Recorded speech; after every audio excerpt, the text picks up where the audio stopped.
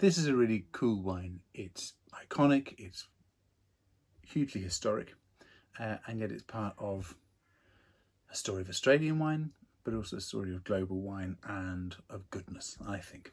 It's a very short story. In the 1970s, there was a massive surplus. Towards the end of the 70s, a surplus of grapes in Australia. So there was just too much wine being made, or too many grapes being grown for the amount of consumer base that they had. And it wasn't as though every single one of them was a prospecting kind of chancer who was trying to make loads of money out of an international market. It wasn't like that at the time. There wasn't a massive market for Australian wines. The world market wasn't used to it yet.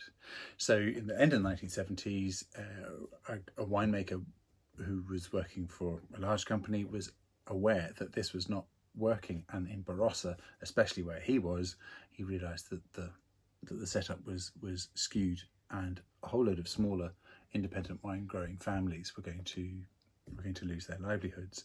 And so he essentially, one man mission, took out a bank loan, bought some fairly crude winemaking equipment, and told everybody that all of these families in the Barossa that if they supplied him, he would commit to giving them a share of the profits, something like this. And in 1980, the first vintage of these wines were made, and true to his word, the winery, in this kind of cooperative style, funded the families.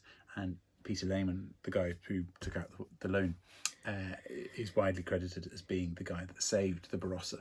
Now, the Barossa is probably one of Australia's most famous, historic and most successful wine regions, but it wouldn't have been had it not been for this action there.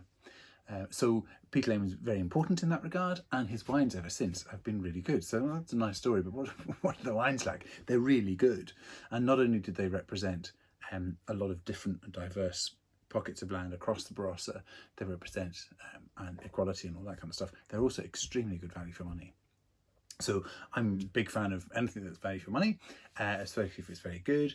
And this is one such thing. It's called the Portrait Shiraz, and that's a picture of him inside relief, and inside the picture in silhouette is a whole load of land and birds and trees. Great, but the wine is really good. It's kind of full-bodied, really perfectly smooth, load of blackberry and cherry and kind of a little bit of spice as well.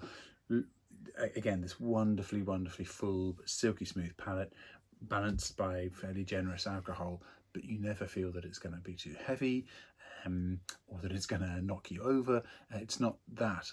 And then you think, oh, this is really good. I'm really glad I found this. And remember that in the late 1980s, early 1990s, this is what the market found. So it took them about 10, 12 years before the market then goes, hold on a second, this stuff is brilliant.